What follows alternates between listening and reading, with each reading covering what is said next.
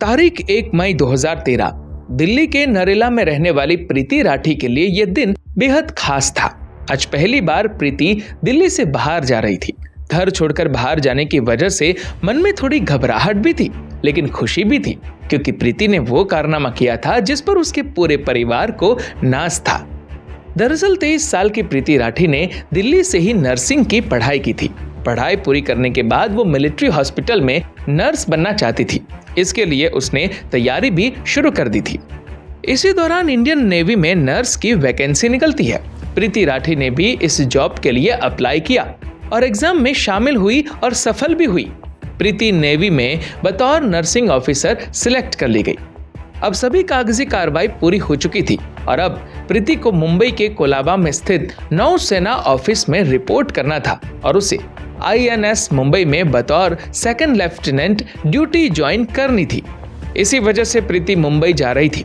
जो कि परिवार की बेटी पहली बार दिल्ली से बाहर जा रही थी, इसीलिए प्रीति को मुंबई तक छोड़ने पिता अमर सिंह राठी, चाचा विनोद कुमार दहिया और चाची सुनीता दहिया भी साथ में जा रहे थे। इन सभी को गरीब रथ एक्सप्रेस में मुंबई के बांद्रा स्टेशन पर पहुंचना था। तय समय पर 1 मई 2013 को ट्रेन दिल्ली के निजामुद्दीन स्टेशन पर आकर रुक जाती है। ट्रेन रुकते ही प्रीति अपने परिवार वालों के साथ जल्दी से ट्रेन में सवार हो जाती है और सभी अपने अपने सीट पर बैठ जाते हैं और ट्रेन अपनी मंजिल की तरफ बढ़ चलती है। इस ट्रेन में काफी भीड़ भाड़ थी। सीट पर जितने लोग थे वो तो थे ही, इसके अलावा काफी लोग खड़े भी थे। ट्रेन के अंदर भीड़ के बीच एक युवक ऐसा भी था जिसने अपना चेहरा गमछे से छुपा रखा था और कैप पहना हुआ था। वो किसी से बातें नहीं कर रहा था, लेकिन कभी उठकर बाथरूम की तरफ जाता था तो कभी वापस आकर सीट पर बैठ जाता था और वो अक्सर प्रीति को झांकने की कोशिश करता था। ये बात प्रीति के परिवार वालों ने भी नोटिस की थी और वो कुछ ज्यादा ही सतर्क हो गए थे। खैर, रात होते ही सभी लोग लगभग सो गए थे। सुबह होते ही सभी लोग उठ जाते हैं और इधर ट्रेन भी अपनी मंजिल की तरफ तेजी से बढ़ते हुए मुंबई पहुंच जाती है। 2 मई 2013 प्रीति और उसके परिवार वालों को बांद्रा टर्मिनल पर उतरना था। सुबह के 8:05 पर ट्रेन बांद्रा स्टेशन पहुंच जाती है।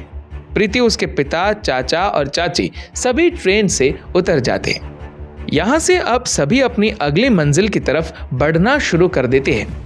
ट्रेन से उतरने के बाद प्रीति थोड़ा थकान महसूस कर रही थी, इसलिए वो थोड़ा धीरे धीरे चल रही थी, जबकि प्रीति के पिता और उसके चाचा चाची प्रीति से कुछ कदम आगे चल रहे थे। जब प्रीति ने देखा कि वो चलने में अपने पिता और चाचा चाची से काफी पीछे हो गई है, तो वो भी अपने कदम को तेजी से बढ़ाना शुरू कर देती है ताकि वो उन लोगों के पास पहुंच सके। अभी प्रीति ने अपने कदम तेजी से बढ़ाने शुरू ही किए थे कि अचानक प्रीति महसूस करती है कि किसी ने उसके कंधे पर पीछे से छुआ है। जैसे ही प्रीति पीछे मुड़कर देखती है तो उसे वही लड़का दिखता है जो अपने चेहरे को गमछे से छिपाकर ट्रेन में बैठा हुआ था और लगातार उसे देखने की कोशिश कर रहा था। उसे देखने के बाद प्रीति कुछ समझ पाती उससे पहले ही वो लड़का एक डिब्बा निकालता है और अगले ही पल उस डिब्बे में से कुछ प्रीति के चेहरे की तरफ फेंकता है। जैसे ही वो फेंकी गई चीज प्रीति के चेहरे पर पड़ती है, अचानक प्रीति दहाड़े मारकर चिल्लाना शुरू कर देती है। प्रीति की आवाज सुनकर उसके पिता और चाचा चाची दौड़कर उसके पास आते।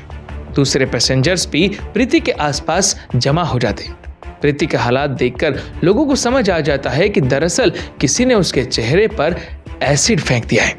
प्रीति के पिता और चाचा चाची जैसे ही प्रीति को संभालने की कोशिश करते, एसिड के कुछ छींटे प्रीति के कपड़ों से उनके हाथों पर भी लगते हैं और उन लोगों के भी हाथों में जलन शुरू हो जाती। फिर भी वो सभी अपने दर्द को भुलाकर प्रीति को संभालने में लग जाते।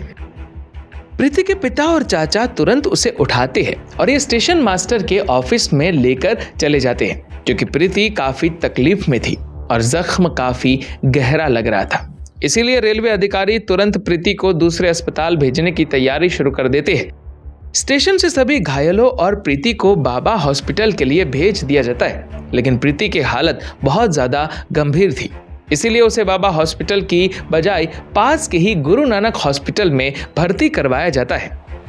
उधर वो नकाबपोश लड़का प्रीति पर एसिड फेंकने के बाद भागने लगता है। तभी प्रीति की चीख सुनकर ठीक प्रीति के नजदीक खड़े समीर शेख नाम का एक युवक तुरंत उस डब्बे को उठाकर समझने की कोशिश करता है कि अचानक से हुआ क्या है। तभी डिब्बे से एसिड समीर के हाथों पर भी गिरता है। वो तुरंत डब्बा नीचे फेंकता है और समझ जाता है कि इस लड़की पर एसिड अटैक हुआ है और वो तेजी से उस नकाबपोश व्यक्ति के पीछे भागना शुरू कर देता है। साथ ही चिल्लाता है, सलीम, सलमान, उसे पकड़ो। दरअसल सलीम और सलमान भी समीर के साथ ही थे, इसीलिए समीर को जब यह एहसास होता है कि लड़की पर एसिड अटैक हुआ है तो वो नकाबपोश के पीछे भागना शुरू कर देता है। लेकिन कुछ ही पलों में वो नकाबपोश उन सभी को चकमा देकर भाग जाने में कामयाब हो जाता है। समीर शेख, सलीम और सलमान, ये तीनों नाम याद रखेगा क्योंकि इस केस में इन तीनों ने आगे महत्वपूर्ण भूमिका निभाई थी। प्रीति को गुरु नानक हॉस्पिटल में एडमिट करवा दिया जाता है, जहां उसका ट्रीटमेंट शुरू हो जाता है, जबकि प्रीति के पिता, चाचा, चाची और समीर शेख को भी बाबा हॉस्पिटल ले जाया जाता है। इधर पुलिस मौके पर पहुंचकर स्पॉट पंचनामा बनाना शुरू कर देती है। समीर के जख्म ज्यादा गहरे नहीं थे, इसीलिए उसे हॉस्पिटल से कुछ ही देर बाद छुट्टी मिल जाती है और उसे पुलिस वापस घटनास्थल पर लेकर आती है और उसके बयान के आधार पर पंचनामा दर्ज करना शुरू कर देती है। इसके अलावा पुलिस वहां से सबूत भी इकट्ठा करती है, जो कि प्रीति को बाबा हॉस्पिटल ले जाने के लिए कहा गया था, लेकिन उसकी हालत ज्यादा गंभीर थी, इसलिए जल्दबाजी में गुरु नानक हॉस्पिटल ले जाया गया था। लेकिन समस्या ये थी कि गुरु नानक हॉस्पिटल में बर्न यूनिट नहीं था और वहां कई अन्य सुविधाओं की भी कमी थी। इसलिए कुछ देर के बाद प्रीति को गुरु नानक हॉस्पिटल से मसीना हॉस्पिटल रेफर कर दिया जाता है। मसीना हॉस्पिटल पहुंचते ही प्रीति का इलाज शुरू होता है। इधर पुलिस भी प्रीति का बयान दर्ज करने के लिए मसीना हॉस्पिटल पहुंचती है, लेकिन जख्म इतना गहरा हुआ था कि प्रीति की आवाज जा चुकी थी। प्रीति का चेहरा बुरी तरीके से जल चुका था, साथ ही उसके गर्दन पर भी गंभीर घाव हुए थे। इस कारण प्रीति का बयान दर्ज नहीं किया जा सका। प्रीति के शरीर पर जरूर गहरे जख्म हुए थे, मगर प्रीति का हौसला अभी टूटा नहीं था और वो पूरे जज्बे और हिम्मत से लड़ रही थी।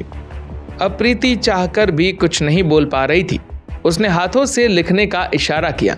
इसके बाद प्रीति को पेन और पेपर दिया गया। प्रीति लिखकर डॉक्टर और अपने माता पिता से बात करने लगी। इस एसिड अटैक की खबर मीडिया में भी फैल चुकी थी और धीरे धीरे यह खबर अखबारों और टेलीविजन की सुर्खियां बनने लगी। देखते ही देखते देश भर में यह मुद्दा छा गया। लोग इस एसिड अटैक के खिलाफ सड़कों पर उतरना शुरू हो गए और देश के कई हिस्सों में विरोध प्रदर्शन किया गया और जल्द से जल्द प्रीति के गुनहगारों को गिरफ्तार करके सजा देने की मांग शुरू की गई। पुलिस पर भी भारी दबाव था कि वो तुरंत अपराधी को गिरफ्तार करे, लेकिन समस्या ये थी कि अपराधी का कहीं से कोई क्लू नहीं मिल रहा था। हालांकि घटना के समय स्टेशन पर मौजूद कुछ गवाहों के बयान के अनुसार अपराधी का स्केच पुलिस ने तैयार करवा लिया था और अपराधी की तलाश शुरू हो गई थी, मगर पुलिस के हाथ खाली थे। इसी बीच 4 मई 2013 को पवन कुमार नाम का एक लड़का प्रीति की बहन तन्नू को फोन करता है और प्रीति के बारे में पूछता है कि वो कैसी है। पवन कुमार बीटेक का स्टूडेंट था और प्रीति से उसकी पुरानी जान पहचान थी। इस बात की जानकारी तन्नू अपने पिता अमर सिंह राठी को देती है और अमर सिंह जांच कर रहे पुलिस अधिकारियों को भी इस बात की जानकारी देते हैं कि पवन कुमार नाम के एक लड़के ने फोन करके प्रीति का हालचाल पूछा है। ये जानकारी हाथ लगने के बाद पुलिस वो स्केच जो गवाहों के बयान के आधार पर बनाया गया था प्रीति को दिखाती है और प्रीति से पूछती है कि क्या तुम इन्हें पहचानती हो। जवाब में प्रीति बोर्ड पर 3 नाम लिखती है, सत्यम, अंकुर और पवन कुमार। प्रीति के अनुसार इस स्केच में दिख रहा लड़का इन तीनों में से कोई एक था, क्योंकि प्रीति ने भी पवन कुमार का नाम लिया और पवन कुमार ने फोन करके प्रीति का हालचाल जाना था। इसीलिए पुलिस अनुमान लगाती है कि शायद पवन कुमार ने ही प्रीति पर एसिड फेंका होगा और वो जानना चाह रहा होगा कि प्रीति जिंदा है या मर गई। इसलिए पवन कुमार को शक के दायरे में लेते हुए पुलिस जांच शुरू कर देती है और तुरंत पवन कुमार की तलाश में लग जाती है। 9 मई 2013 पुलिस पवन कुमार को गिरफ्तार कर लेती है। इस गिरफ्तारी की खबर के बाद लोगों का गुस्सा और भड़क जाता है और वो जल्द से जल्द अपराधी को कड़ी से कड़ी सजा दिलवाने की मांग करना शुरू कर देते हैं। लोग प्रीति के जल्द से जल्द स्वस्थ होने की भी दुआएं कर रहे हैं, मगर प्रीति की हालत दिन प्रतिदिन बिगड़ती ही जा रही थी। मसीना हॉस्पिटल में आए हुए उसे कई दिन हो चुके थे और यहाँ प्रीति की कई सर्जरी भी की गई थी, मगर हालात सुधारने के बजाय बिगड़ते ही जा रहे थे। प्रीति के इंटरनल ऑर्गन धीरे धीरे काम करना बंद कर रहे थे। मसीना हॉस्पिटल के डॉक्टर को लगने लगा कि प्रीति की हालत ज्यादा गंभीर हो रही है, तो उन्होंने तुरंत प्रीति को रेफर करते हुए बॉम्बे हॉस्पिटल भेज दिया ताकि बेहतर इलाज मिल सके। और सरकार की ओर से भी प्रीति को बेहतर से बेहतर इलाज देने के लिए देश की टॉप स्पेशलिस्ट डॉक्टरों की टीम बुलाई जाती है और उन्हें ही प्रीति की इलाज का जिम्मा दिया जाता है। लाख कोशिशों के बावजूद यहाँ भी हालात सुधारने की बजाय बिगड़ते ही जाते हैं और प्रीति वेंटिलेटर सपोर्ट पर चली जाती है। फिर भी डॉक्टर हार नहीं मानते और प्रीति की जान बचाने की हर संभव कोशिश करते हैं। एसिड अटैक को हुए लगभग 2 महीने हो चुके थे और प्रीति अब भी हालात से लड़ रही थी। आखिरकार 1 जून 2013 को प्रीति इस दुनिया को छोड़कर चली जाती है। प्रीति की मौत की खबर से देश में गम और गुस्से की लहर दौड़ जाती है।